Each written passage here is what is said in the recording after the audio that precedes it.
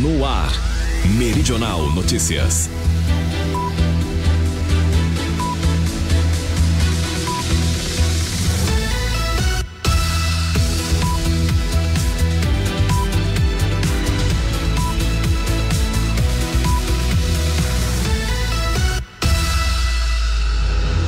Olá, bom dia, estamos começando mais um Meridional Notícias. Hoje é quinta-feira, dia 23 de setembro. Vamos juntos com você, tanto pelo rádio e também pelo Facebook, até às 7 horas da manhã.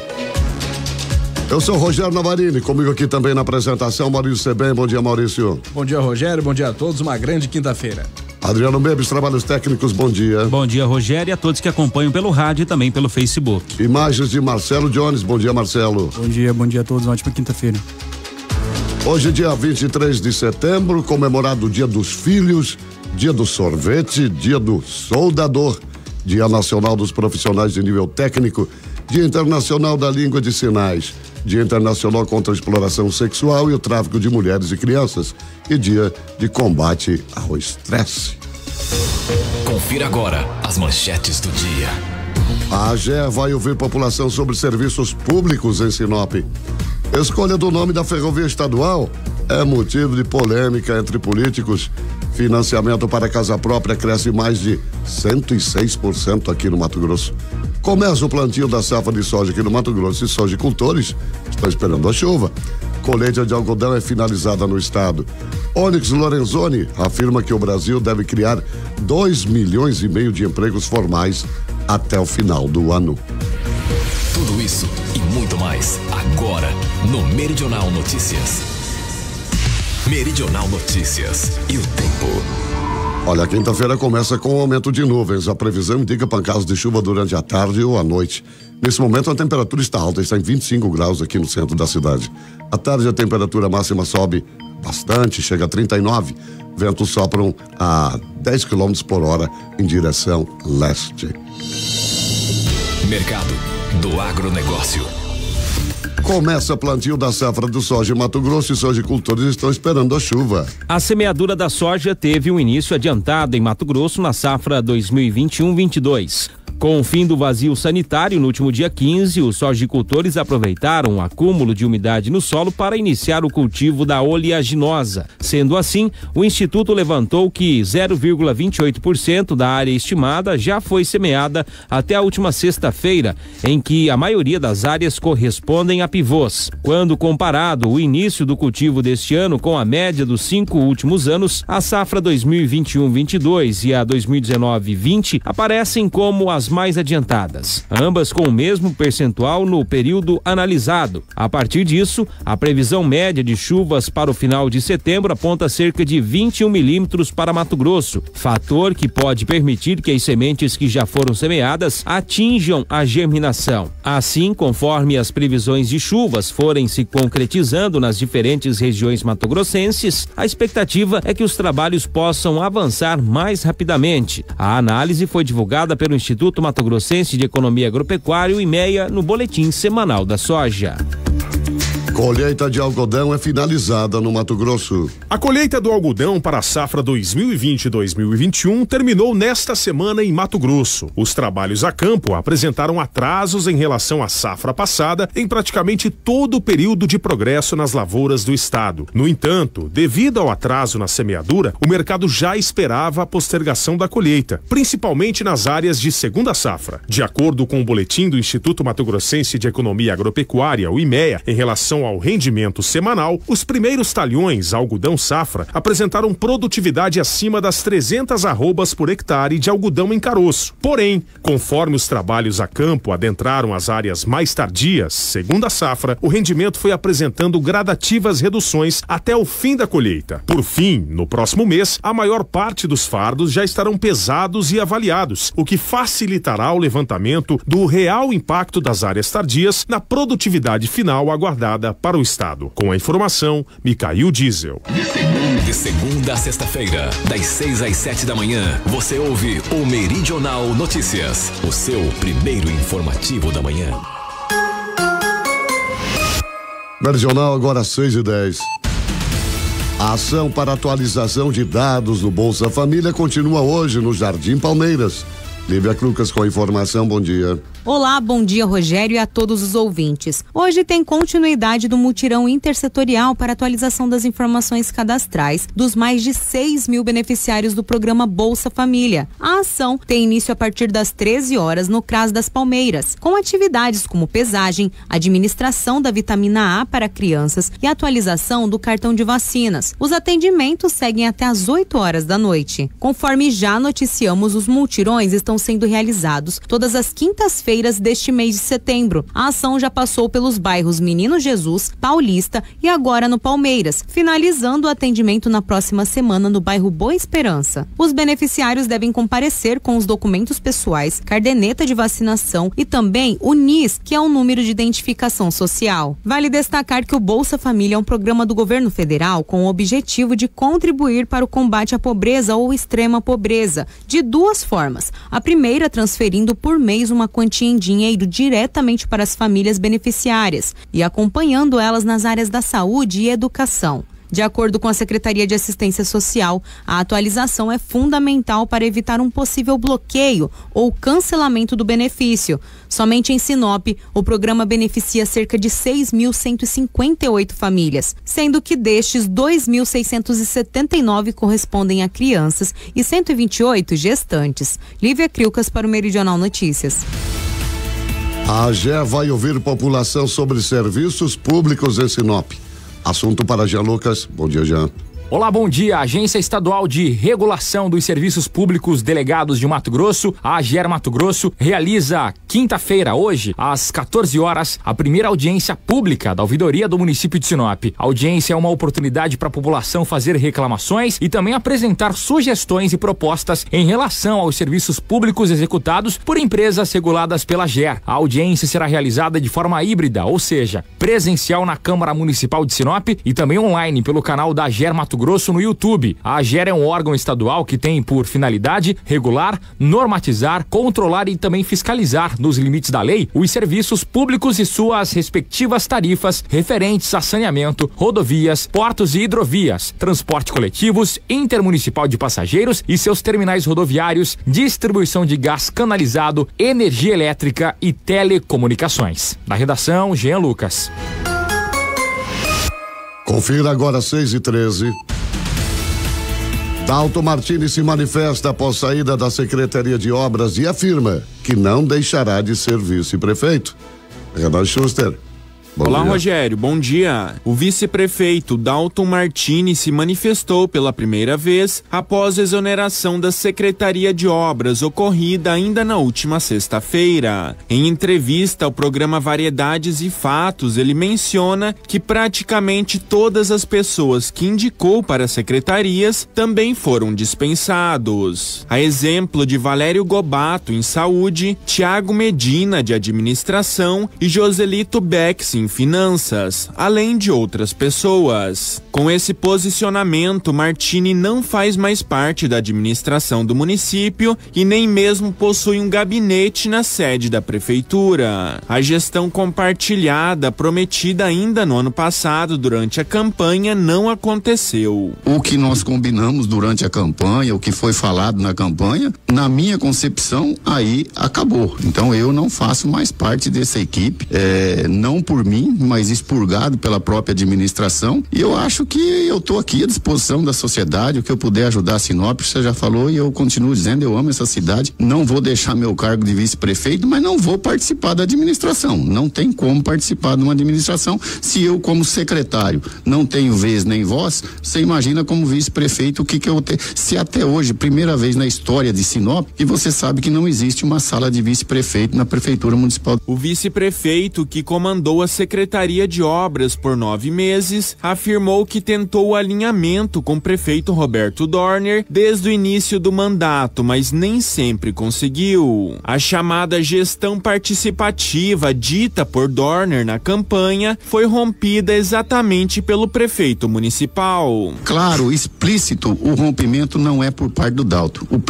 O rompimento político nessa hora é por parte do prefeito Roberto Dorner. Com a informação, Renan Schuster. Maurício, Dalton abriu o coração ontem, falou tudo aquilo que realmente estava entendendo que ocorreu. Bom dia. Bom dia, Rogério. Bom, se alguém ainda não tá sabendo o que está acontecendo nos bastidores da política de Sinop, isso já estava se tornando público, né? Mas ontem a entrevista do Dalto foi muito esclarecedora, foi muito clara, em que ele fala abertamente desse rompimento político, um rompimento que não está acontecendo agora, não foi essa semana, não foi depois dessa entrevista, esse rompimento, ele vem talvez 1 ou 2 dias após a eleição, né? Aparentemente era, havia uma espécie de acordo entre os dois, né? Para uma gestão a 4 mãos, 2 dessas mãos ficaram amarradas nesses primeiros meses de campanha, segundo o Dalton Martini, e aí o Dalton, né, viu aos poucos sendo retirados a sua base, né, de trabalho, seus indicados, e quando finalmente ficou aí sem nenhuma base, acabou sendo exonerado do cargo também. E aí ele se mostra muito magoado com o atual prefeito, Roberto Dorner, fala que não abre mão da vice-prefeitura, embora ele fale, olha, não tenho sala, não tenho secretário, não tenho cadeira. Eu fico imaginando o Dalton chegando na prefeitura com uma cadeirinha de praia, abrindo uma cadeira de praia e sentando em algum corredor para fazer algum tipo de atendimento, mas também algo não muito prático, porque também não tem muito o que trabalhar. Então, é uma situação muito inusitada. Eu tô há muito pouco tempo aqui, Rogério, não sei se houve um caso tão escancarado assim de ruptura política em meio a uma gestão e no começo de uma gestão, né? Houve no passado uma ruptura dessa natureza, mas não houve a ruptura única e exclusivamente com o vice-prefeito, mas não com todo o pessoal indicado a ele e tal. Realmente agora tem demonstrado de que as coisas não vão muito bem por lá, mas o prefeito até agora não se manifestou, não, o prefeito não se posicionou, não fez a contrapartida com relação às palavras do Dalton. Exato, não houve nenhum posicionamento. Vamos reiterar aqui que os microfones estão abertos, né, ao pessoal da prefeitura, ao prefeito, que venha, né, passar o lado dele da história também. Claro. A gente ouviu o Dalton, talvez não tenha o lado do prefeito, sem dúvida. Tem aí a sua verdade, né, e aí os microfones estão sempre abertos aí pro prefeito, para que possa falar sobre essa ruptura política que não diz respeito só aos corredores, aos bastidores da prefeitura, isso se estende por toda a política aqui em Sinop, e a gente vai ver agora como é que ela se dá também na Câmara de Vereadores, né, Rogério? Exato, isso não é nada bom, evidentemente, para os munícipes e para o município de Sinop. Pois é, né, com relação a este assunto, com saída de Dalton, o presidente da Câmara se posiciona durante a sessão. A Lívia tem informação. Lívia? Na 32ª sessão da Câmara Municipal de Vereadores, um dos assuntos predominantes no plenário foi a mudança do quadro de secretariado do prefeito Roberto Dorner. Afinal, essa foi a primeira sessão após as demissões ocorridas nos últimos dias 16 e 17. Diante do assunto em pauta, que é a exoneração do atual vice-prefeito Dalton Martini como secretário municipal de obras, o presidente da Casa de Leis, Elbio Volques, do Patriotas, mesmo partido de Dalton, se pronunciou afirmando que com o rompimento político do prefeito e do vice, quem perde é a cidade. E meu amigo pessoal, Dalton Martini, parabéns pelo trabalho prestado dentro da Secretaria de Obras, que sempre atendeu todos os vereadores que foram lá. Falei pro seu Roberto, até agora eu não entendi por que ele chamou uma reunião com os vereadores para explicar a demissão dos secretários. Mas tudo bem, falei para ele, como eu falei no primeiro dia, o que eu discordo dele, das atitudes, eu vou conversar pessoalmente com ele e não em reuniões. E o que tiver certo, tem total meu apoio. Tenho certeza, acredito que vai ser uma boa gestão. Torço que há um alinhamento ainda do prefeito e do vice, que quem está perdendo com isso é Sinop. Quem está perdendo é a nossa cidade. O ego não é bom para ninguém. Sobre os novos secretários que ele colocou, eu não vou me calar. Colocou um secretário que nem é eleito pro povo para ser vereador, mas estou torcendo por ele. O presidente da Casa de Leis ainda elogiou o trabalho prestado pelo ex-secretário de Saúde, Valério Gobato, e agradeceu o trabalho dos outros 2 secretários adjuntos dispensados também na semana passada. Era 11 horas da noite, esse senhor me ligou pedindo ajuda, que tinha estourado uma válvula na UPA. 6 horas da manhã, liguei pro Valério e eles já estavam praticamente com a carreta descarregada. Isso é preocupação com pessoas. Secretário de Saúde tem que ter coração e competência. Ao secretário Gomes, uma pessoa que já vem anos dentro da vida pública. Ao subsecretário de Obras, Favareto, pelo seu trabalho. Todos os parlamentares comentaram sobre a saída dos 4 gestores do poder público. Porém, defendendo o posicionamento de Dorner, o vereador Dilmair Calegaro, do PSDB, usou a tribuna para ressaltar as obras e os serviços lançados pelo prefeito e ir contra as falas do ex-secretário de Obras. Fui citado numa entrevista pelo então ex-secretário de Obras e vice-prefeito, um assunto relacionado ainda à mesa diretora. Quero deixar claro para o senhor que esse assunto é passado. E, inclusive, sobre esse mesmo assunto, o senhor, a sua esposa e o seu filho sabem muito bem o que foi dito. Então, esse aqui já é águas passadas, vamos olhar Sinop para frente, vamos olhar pelo para-brisa e não pelo retrovisor. Lívia Crilcas para o Meridional Notícias. Tá, ele sabe, a esposa sabe, o filho também sabe, mas nós não sabemos. O que ele está tentando dizer com isso? É, né, Rogério? Sobe a tribuna, eu acho que tinha que... A população quer saber, a população merece saber o que está acontecendo na política de Sinop. Essa história de, aquilo que a gente falou naquela reunião, a portas fechadas, a gente quer saber. Se as pessoas forem eleitas pelo povo, o povo quer saber o que... O pessoal trabalha pra gente, ué. O que aconteceu na eleição da mesa diretora? Porque o que mais tem é especulação sobre essa eleição da mesa diretora. O falou que não teve participação. Exato, disse aqui em entrevista, eu questionei ele, porque esse teria sido o ponto de ruptura, né? Uma virada de mesa na eleição da mesa diretora da Câmara Municipal. Isso teria sido o estopim aí das divergências entre Dalton Martini e também do prefeito Roberto Dorner. E aí, aquilo que a gente discutiu, você sabe bem, o povo quer saber o que aconteceu, né? Porque fica essa troca de acusações, essa troca de, você lembra o que você disse, não sei o quê, e o povo quer saber o que está acontecendo na política de Sinop. Pois é, quer dizer então que os nossos funcionários estão fazendo conversas aí, nós, os patrões, não estamos sabendo. Diz o que está acontecendo aqui na nossa empresa? Não, isso aí é coisinha nossa, então. É assim que funciona? Não, senhor, nós queremos saber. Nós queremos saber, sim. Vocês têm obrigação de nos contar. É isso que a população espera. Afinal de contas, foram eleitos pela gente, vocês trabalham pra gente. Com o nosso dinheiro, através dos pagamentos dos nossos impostos. Então não tem essas conversinhas de coisa de passado, de futuro, não. Trabalha pra gente, dá explicação e ponto final. Ou se não tá fora, não é assim que funciona na empresa? Não tá bom, pega o boné e vai embora. Funciona desse jeito. Financiamento para casa própria cresce mais de 106% aqui no Mato Grosso. Martim William com a informação. Bom dia, Martim. Olá, bom dia. O financiamento imobiliário para casa própria cresceu mais de 106% em Mato Grosso. É o que aponta um levantamento da Associação Brasileira das Entidades de Crédito Imobiliário e Poupança. De acordo com a associação, os financiamentos com recursos de caderneta de poupança bateram recorde em 2021. Foram construídas e contratadas 4.441 moradias em 2020. Já neste ano foram 9.175 moradias erguidas. Segundo a ABCIP, os matogrossenses emprestaram em 2021, por meio de linhas de crédito do Sistema Brasileiro de Poupança e Empréstimo, 2 bilhões de reais para financiamento habitacional em Mato Grosso este ano. No mesmo período de 2020, a associação detalha que os moradores de Mato Grosso emprestaram a quantia de 1 bilhão e 200 milhões de reais. No Brasil, os financiamentos imobiliários com recursos da poupança somaram 18 bilhões e 79 milhões de reais em julho, conforme dados da ABCIP. O montante ficou 4,4% abaixo do registrado em junho, mas ainda representou um crescimento de 73,6% em relação a julho do ano passado, quando a economia do país foi mais afetada pelas medidas de isolamento social contra a Covid-19. Da redação, Martin William para o Meridional Notícias. Você ouve em qualquer lugar. Meridional Notícias. Agora 6h24, olha só. A escolha do nome da ferrovia estadual já é motivo de polêmica entre os políticos. Rodrigo Caetano que nos conta, Rodrigo.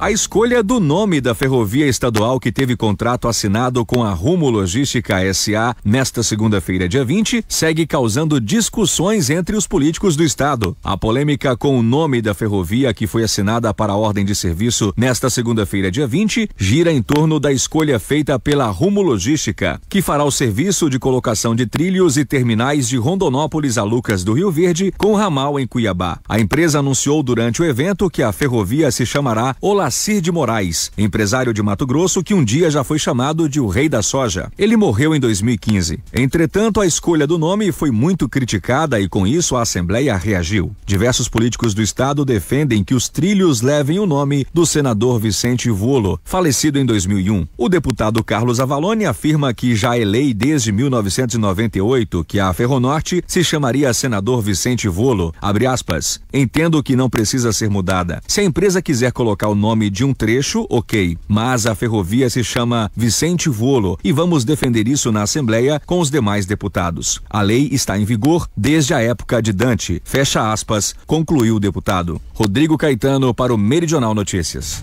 Sobre o início da colocação dos batentes e posterior trilhos, eles não falaram nada não, né? Porque até agora só foi lançado esse negócio. Eu vou falar um negócio, isso é a classe política brasileira mostrando como é que se faz política, infelizmente, aqui no Brasil, né? O negócio nem começou, a gente até ontem brincou se realmente iria começar, porque a previsão é para lançamento de obras no segundo semestre de 2022, oremos para que isso saia do papel. E o pessoal tá brigando pelo nome. Mas vai ser Vicente Volo. Mas vai ser o Lacir Carvalho, né? O Lacir Moraes. O Lacir Moraes. E fica essa briga. Aí o político ali do PSTB, né? Ele fala o seguinte. O Avalone, né? O Avalone, ele fala, não, porque já tem uma lei de 98 que ficou definida. Se um dia tiver ferrovia, vai ser o nome do cara. Pô, em 98 os caras estavam fazendo, já definindo nome de ferrovia aqui. Nem se falava em ferrovia, os caras estavam definindo nome de ferrovia já. Você vê, o Lacir de Moraes é uma pessoa, foi uma pessoa extremamente importante. Ele era o rei do soja, mas ele era mais conhecido pelas modelos com quem ele saía. E tem muitas histórias do Lacir de Moraes, que tinha uma idade bem significativa. Sim. E vivia sendo fotografado tanto no Brasil quanto no exterior, com modelos famosíssimos aí e tal. Então ele gostava mais de avião do que trem. Aparentemente sim, mas e tem frases que não dá para se falar aqui, muito interessantes do Lacir de Moraes, que não era muito certo das ideias nesse aspecto não. Não falava as coisas meio estranhas. Mais de 2 toneladas de lixo eletrônico já foram arrecadados em Sinop. O Renan Schuster com a informação. Muito bem, Rogério. A Prefeitura de Sinop arrecadou até o momento pouco mais de 2 toneladas de lixo eletrônico que serão vendidos a uma empresa de Cuiabá. A campanha segue até o final desse mês e tem a intenção de arrecadar 15 mil quilos e todo o dinheiro da venda será revertido para o Hospital do Câncer. A secretária de Meio Ambiente, Vete Malman, ela explica que há alguns pontos de coleta espalhados pela cidade. Nós estamos recepcionando principalmente materiais eletroeletrônicos, né? Então são ar-condicionados, televisores, todos os equipamentos que vão à tomada. Então nós estamos com pontos de coleta. Um ponto de coleta é a Secretaria Municipal de Meio Ambiente, onde nós recepcionamos esse material todos os dias, de segunda a sexta-feira, das 7 horas da manhã até as 13, no Parque Florestal, de terça a domingo, das 8 da manhã às 17 horas, e no comércio local também temos vários pontos de coleta. Direto da redação, Renan Schuster. Agora 6h28, Onyx Lorenzoni afirma que o Brasil deve criar 2,5 milhões de empregos formais até o fim do ano. Adriano, conta pra gente. Pois é, Rogério, é isso mesmo. A pandemia do Covid-19 trouxe reflexos à taxa de desemprego no país. Atualmente, no Brasil, são 14.800.000 pessoas sem emprego. O ministro do Trabalho, Onyx Lorenzoni, afirmou que o foco do combate ao desemprego são jovens e que a expectativa é criar até o final deste ano 2.500.000 postos de trabalhos formais, com reflexo também no setor produtor de alimentos. O ministro Onyx afirmou que o Brasil já produziu 1.800.000 empregos em 7 meses e vai chegar com 2,5 milhões com carteira assinada em um ano e será o recorde histórico das últimas décadas. Com a informação, Adriano Meios para o Meridional Notícias.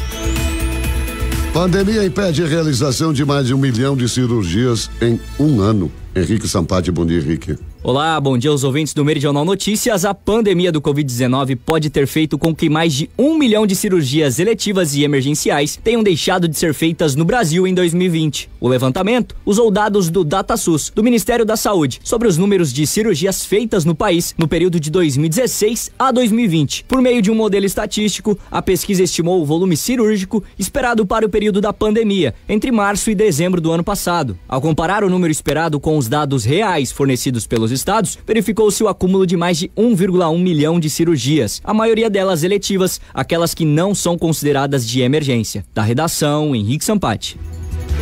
7% dos brasileiros reduziram o consumo de carne e 47% do pão francês. Adriano?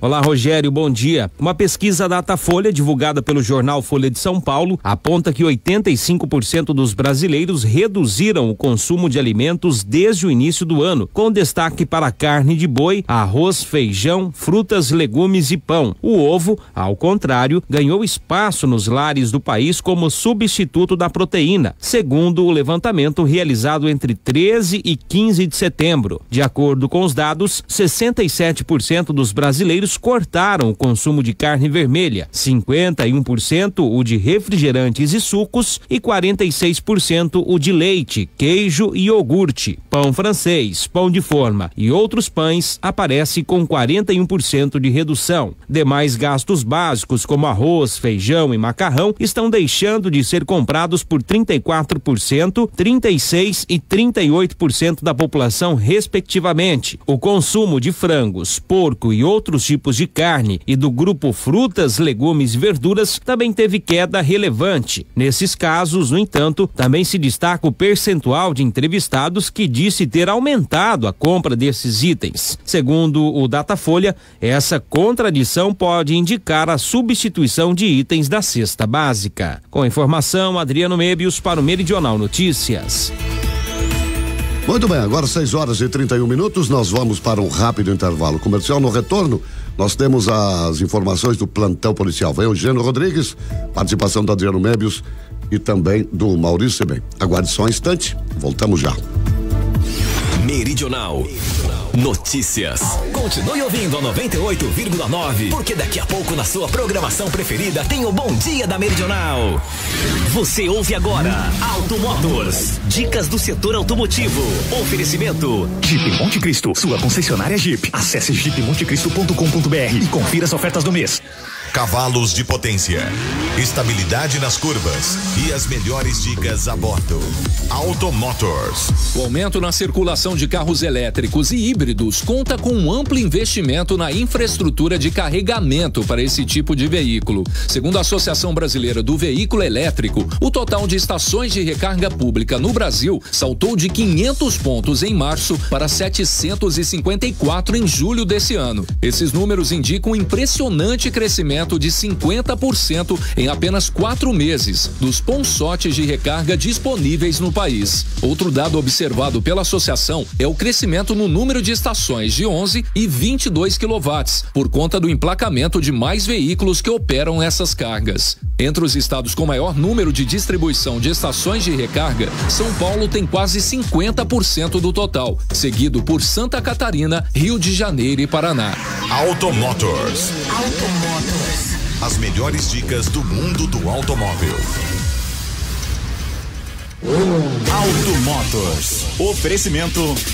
Que tal um pouco de aventura na sua vida? Solte seu instinto e explore as condições exclusivas na página de ofertas do site jeepmontecristo.com.br. Sua concessionária Jeep para Sinop e região. No trânsito, dê sentido à vida. A fonte de informação que você confia. Meridional Notícias. Meridional 6h33. Agora, as notícias da segurança pública. Plantão policial.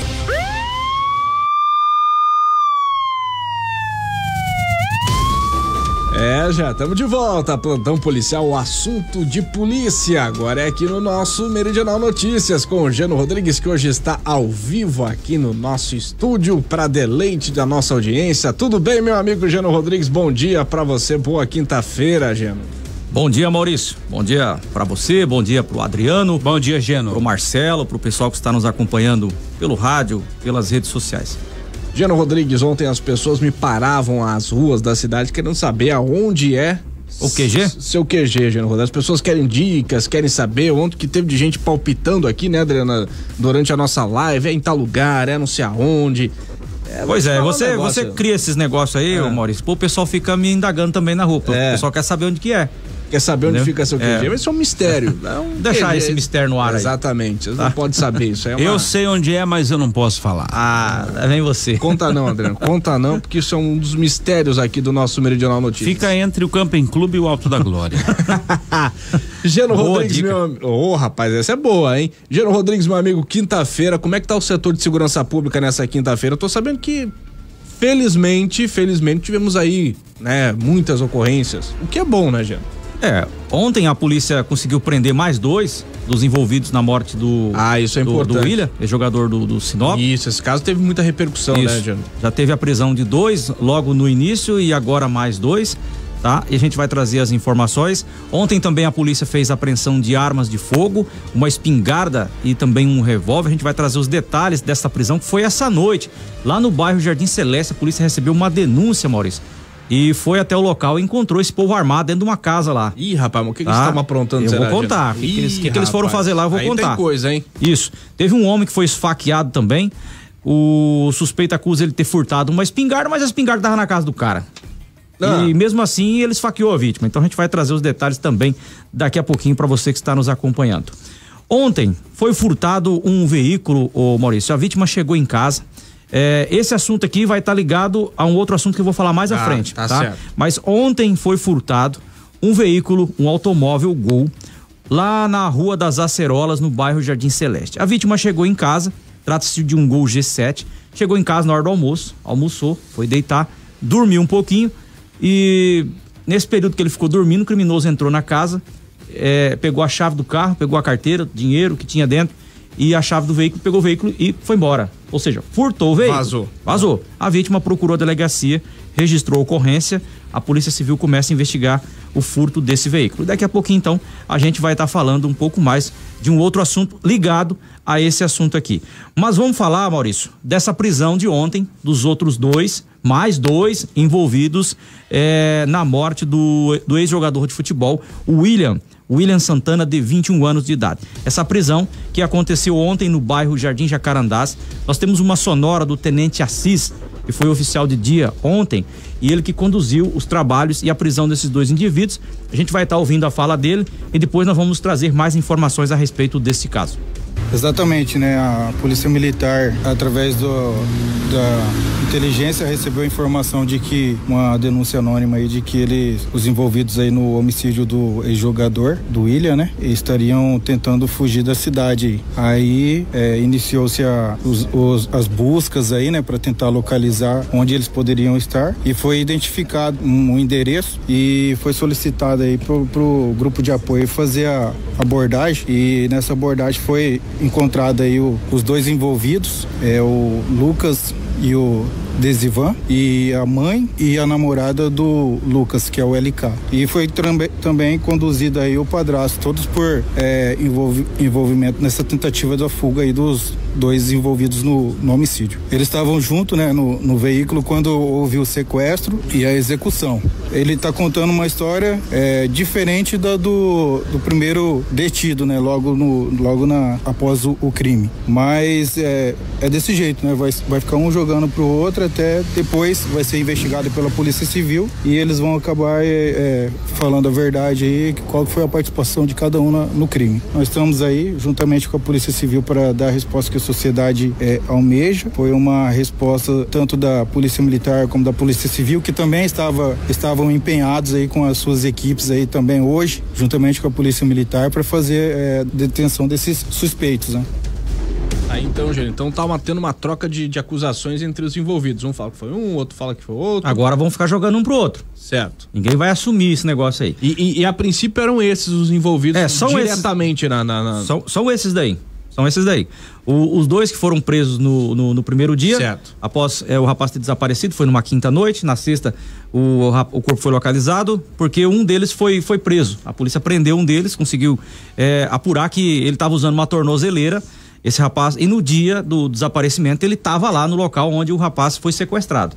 Então esse rapaz que levou a polícia até o local onde o William foi executado. E essa questão da videochamada, tá bem forte essa informação aí, viu? E realmente teve essa situação, Maurício. No dia lá fizeram essa videochamada para um camarada aí que comanda, né, a facção, que foi determinado a execução do rapaz aí. tá? Esses caboclos aqui, eles estavam se preparando para fugir, eles iam para Novo Progresso. Esses dois aqui que foram presos ontem, né? E 2 pessoas que estavam lá na residência queriam dar apoio, queriam levar eles lá para a cidade de Novo Progresso.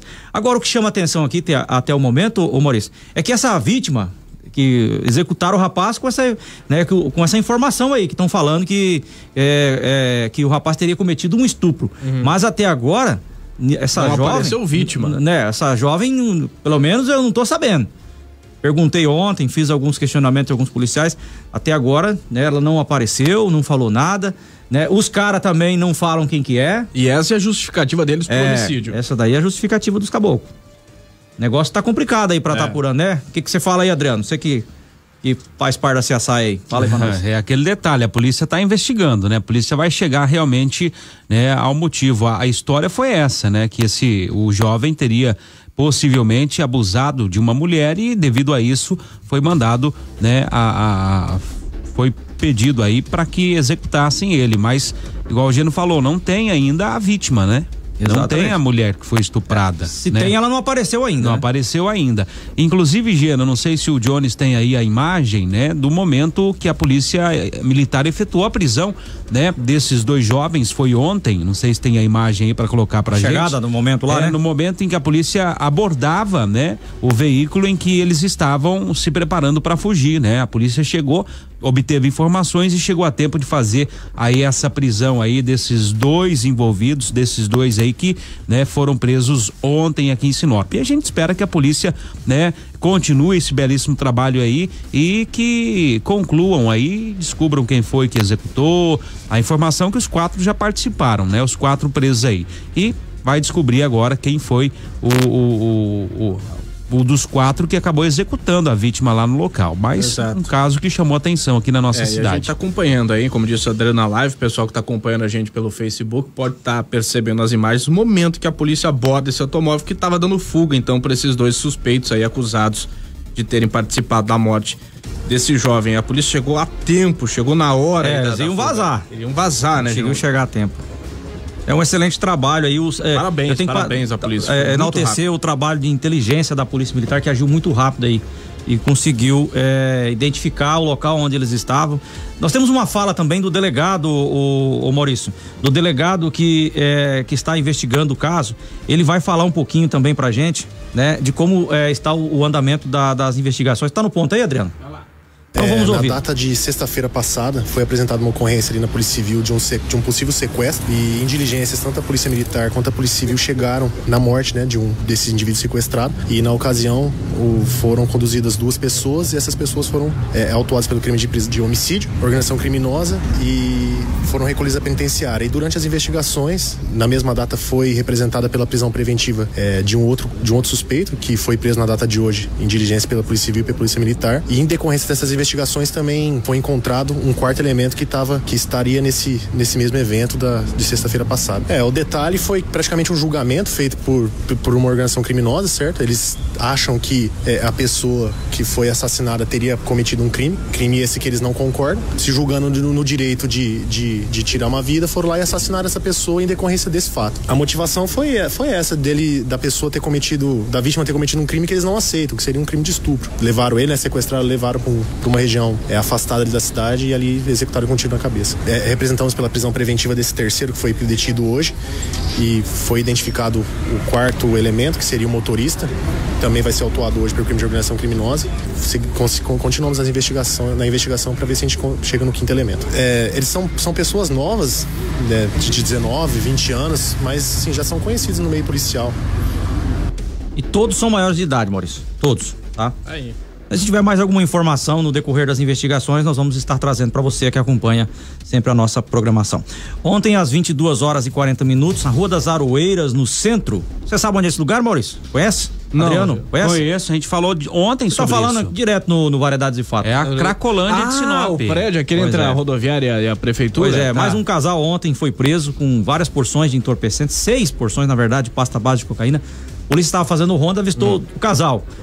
E os 2, quando viram a guarnição, eles soltaram uma sacola e saíram vazados. A polícia foi atrás, fez a abordagem, no momento com eles não tinha nada, mas na sacola, quando os policiais voltaram, tinha lá dentro lá as porções e tinha uma tornozeleira eletrônica dentro da sacola.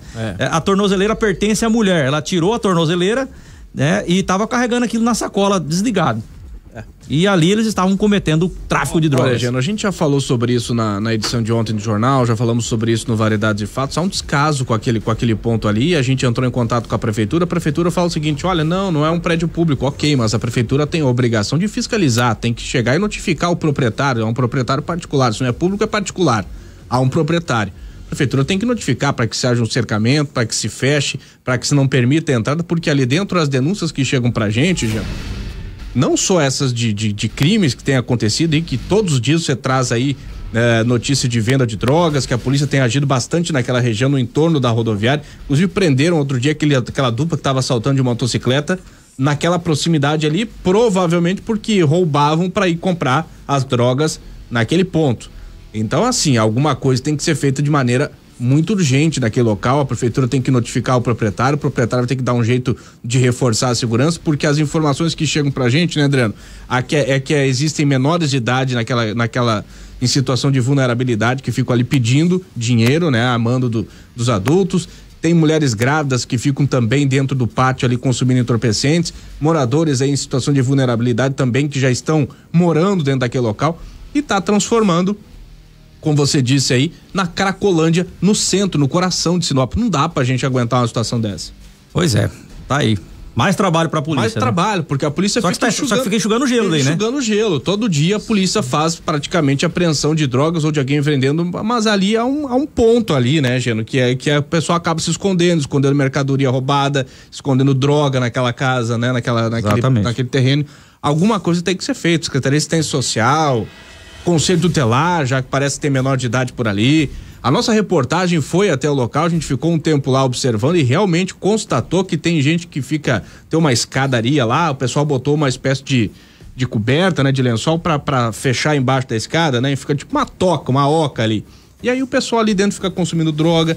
Então não dá, né, alguma coisa tem que ser feita. Ontem à noite, a Polícia Militar recebeu uma denúncia que tinha 4 homens armados dentro de um veículo Celta de cor branco, lá na Rua das Acerolas, no bairro Jardim Celeste.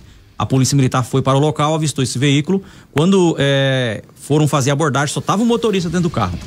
Foi feita a revista ali, não encontraram nada. Os policiais perguntaram a respeito dos outros 3. Aí o cara falou, não, estão dentro da casa. Você lembra no início da nossa participação que eu falei do furto do Gol? Isso. Pois é, a alegação é essa. Segundo as informações que estão no boletim de ocorrência, os suspeitos, os 4, foram atrás do suposto camarada que teria furtado o veículo Gol. O veículo Gol. Só que como não encontraram o Gol, eles então renderam a mulher do cara que estava na casa. Conta onde é que ele tá. Conta onde é que ele tá. E aí aconteceu um monte de coisa lá dentro lá, né? De ameaça, essas coisas nesse sentido aí. E a mulher disse que não sabia, o cara, né, sumiu, desapareceu, mas dentro da casa, aí os policiais, com esses homens, os policiais apreenderam 2 armas de fogo, uma espingarda e também um revólver. Os caras invadiram a casa dizendo que eram policiais, olha só pra você ver que coisa, né? Os criminosos usam de várias artimanhas aí, né, Maurício, pra tentar se esquivar. A Polícia Militar conseguiu chegar a tempo e fazer a prisão dos 4 aí que foram levados para a delegacia de polícia. Eles queriam o camarada. Porque na cabeça deles, no entendimento deles, foi esse o cara que acabou furtando. Esse carro não foi localizado ainda? Não, esse carro não foi localizado ainda. Mas dá uma olhadinha aí, o pessoal que tá em casa na nossa live aí. Olha aí, rapaz. Né, o armamento que foi apreendido. Calibre 12. Uma espingarda calibre 12. E o tamanho dessa faca aí? Ô Geno, tudo leva a crer que esse roubo aí não foi um simples roubo. Vou roubar esse carro, vou levar embora. Algo, né, anteriormente entre o que roubou e o dono do veículo já teria acontecido. Algo que não foi explicado ocorreu aí.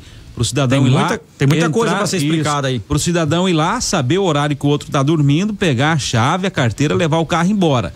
Não sei se é o proprietário, mas outras pessoas depois foram até a casa do possível ladrão que roubou o carro e queriam saber onde que tava. Então tem um rolo grande aí, né, Geno? Então a história não é simples, não. Não é não. Não é aquele, eu cheguei em casa e aí chegou um bandido, levou meu carro e agora eu tô tentando buscar. Não. Algo, né, tá acontecendo aí.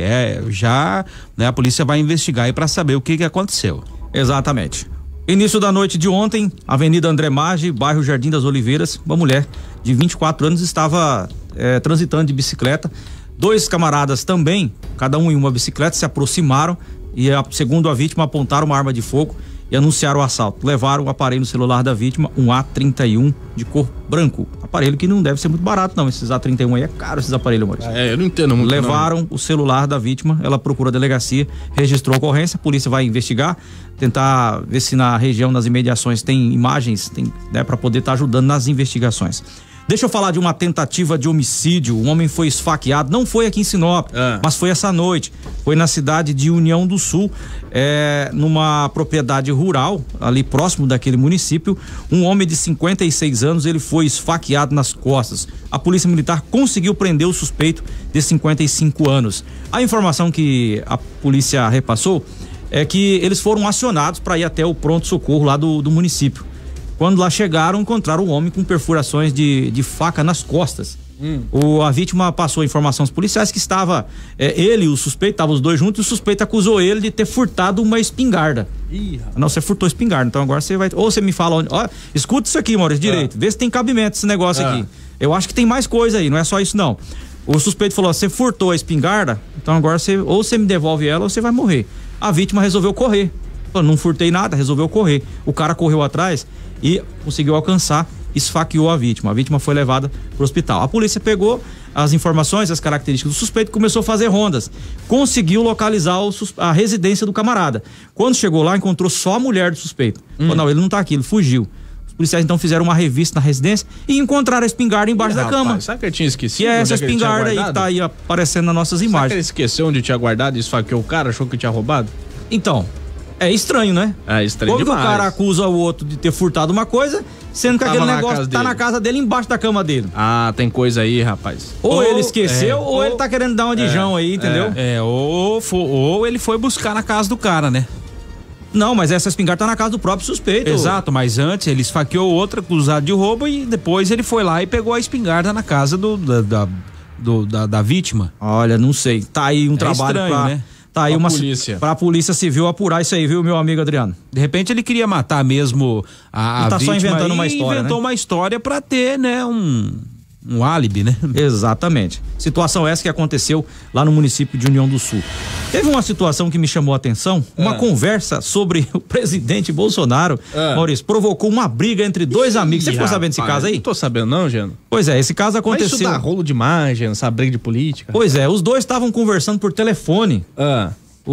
A vítima que tem 67 anos, né, e mais um outro camarada que tem 46, que segundo ele é caminhoneiro.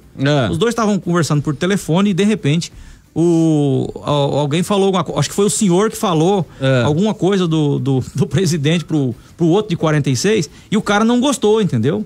O cara não gostou, fez ameaça pelo telefone, quando se não bastasse, ele foi lá na residência do cara. Esse fato aconteceu ali na cidade de Sorriso. Ele foi lá na casa do cara e ameaçou o cara de morte. Se você sair pra fora, eu vou te pegar. Não fala mal do Bolsonaro, se você falar do meu presidente, te mato. Pois é, rapaz, que ponto que chega as pessoas, né? O povo tá ficando maluco, rapaz. Brigar por causa de política. Não faz isso não, gente. A ponto de fazerem ameaças, né? E tudo mais. Esse fato aconteceu na cidade de Sorriso. Beleza, Maurício? Ô, Geno, o Edio Targino, ele tá dizendo que o seu QG é no bar do Careca. Rapaz, teve um aqui que falou aqui... Procede? Não. Teve um que falou aqui que era no local onde estavam furtando as calcinhas, rapaz. O cara lá do... Ah, verdade, o cidadão, o furtador de calcinha desapareceu, né, gente? Ele deu uma sumida, eu acho que ele ganhou muito destaque, né? Ganhou destaque, deve ter pego calcinha pra semana toda, né? Então... agora até terminar... Então, ele tá meio alongado, mas não é não, viu? A moça aí, eu não sei quem foi que falou aqui, mas tá o comentário na live. Não é lá não, viu? Tá certo. Então, Geno, meu amigo, um abraço pra você. Até amanhã. Até amanhã. Amanhã estamos aqui de novo. Valeu, Geno. Esses foram os destaques da segurança pública. Meridional Notícias.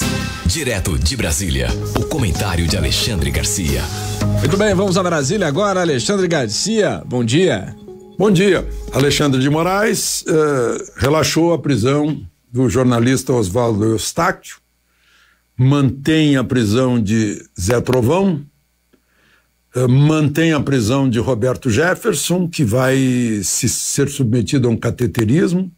Ele ainda está com uma infecção, mas está preso, né?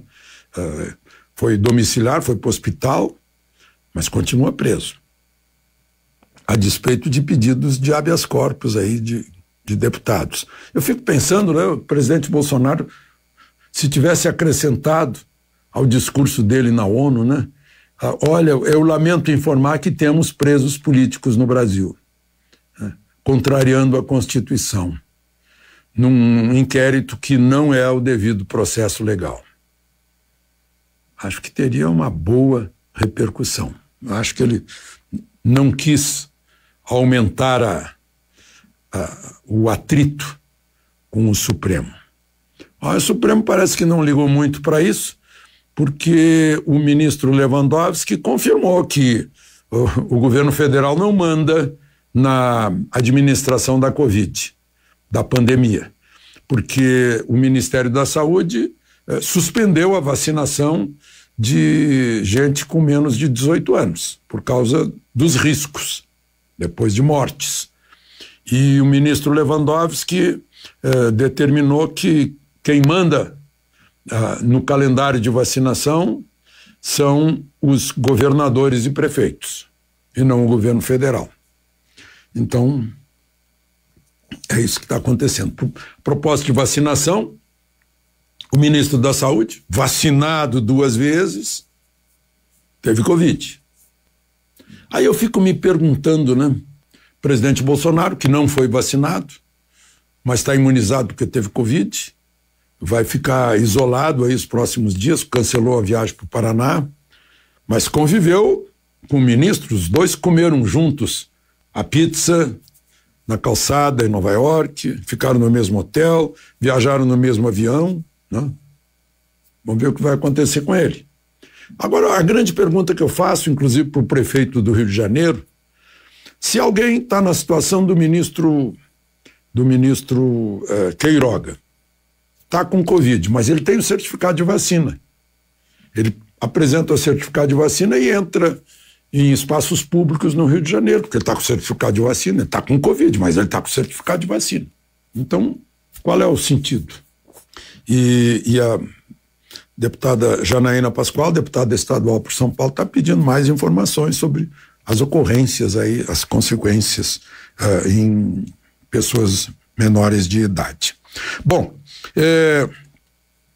uma outra questão para a gente pensar é que após o discurso do presidente Bolsonaro, imediatamente a bolsa subiu, o dólar caiu, né? A OCDE já fez anúncios sobre a inflação brasileira, o crescimento do PIB 5,2%, inflação 7,2%, a inflação da Argentina mostrou também 47% naquele socialismo argentino lá, né? Então a gente está vendo aí as consequências, né? O maior atestado de que o discurso foi um discurso efetivamente forte, de estadista, corajoso, né? Que levantou as questões como tratamento imediato para uma doença, a questão de preservar emprego, combatendo uma doença, né? Teve essa coragem. A reação mostra que o discurso foi pesado mesmo, foi bom, né? A reação está sendo assim, eu diria, furibunda, né? O pessoal está passando o recibo. Se fosse um discurso ruim, bastava mostrar o discurso, né?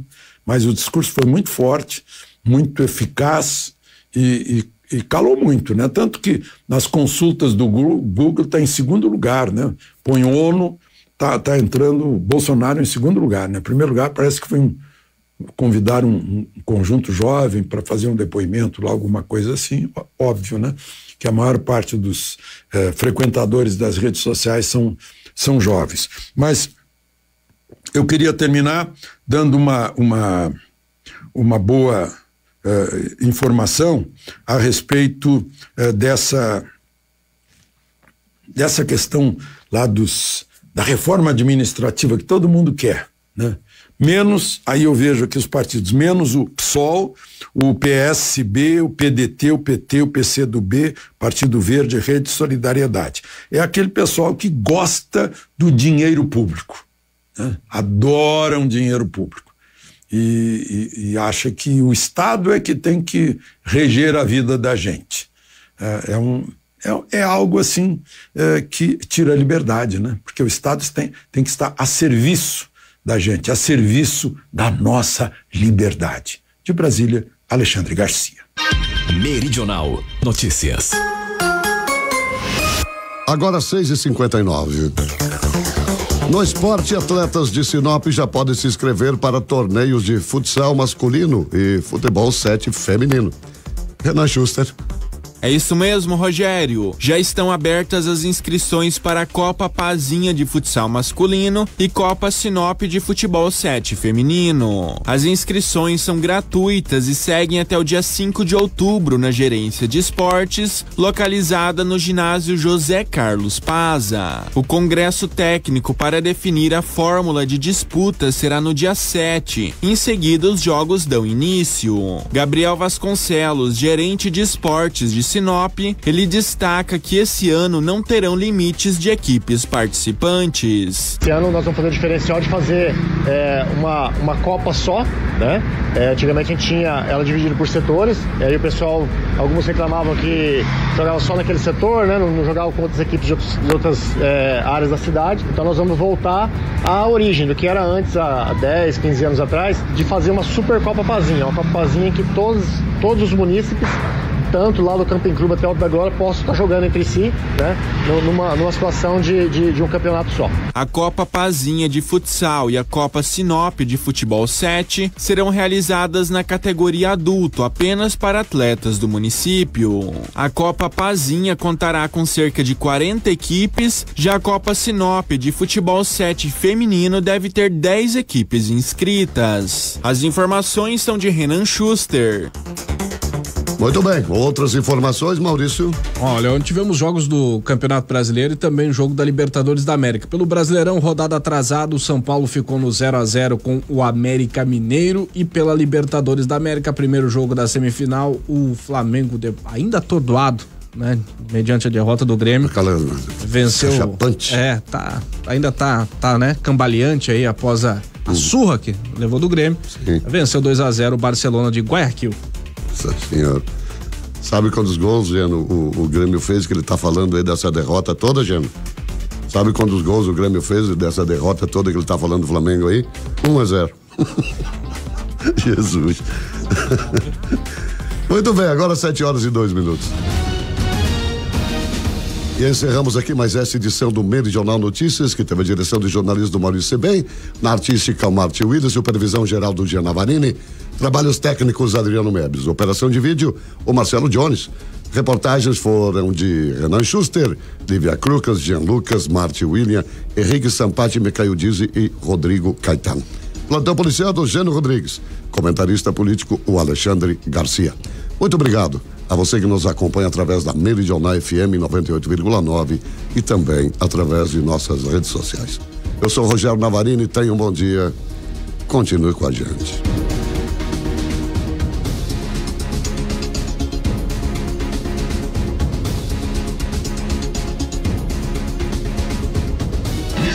De segunda a sexta-feira, das 6 às 7 da manhã, você ouve o Meridional Notícias, o seu primeiro informativo da manhã.